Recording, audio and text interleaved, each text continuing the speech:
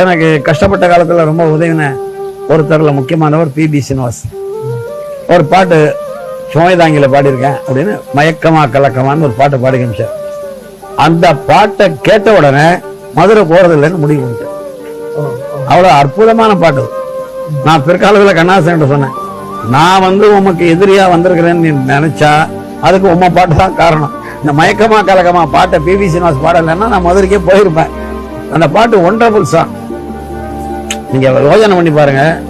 ஒரு நம்ம மாதிரி வாழ்க்கையில ஒன்றும் வெற்றி அடையாம எதுலையும் சக்சஸ் ஆகாம மனம் ரொம்ப தொய்ந்து நைந்து போய் இருக்கிற ஒரு ஆள் அப்படின்னு வச்சுக்கோங்க.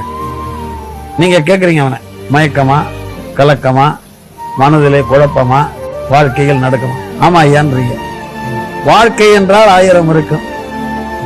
இந்த செயின் ஆஃப் தாட் ஒரு பாட்டு எழுதினா எப்படி எழுதுனாங்கிறதுக்கு உதாரணமா எடுத்துக்கணும். கண்ணாசம் பாட்டு மயக்கமா கலக்கமா கொஸ்டின்ஸ் யூ.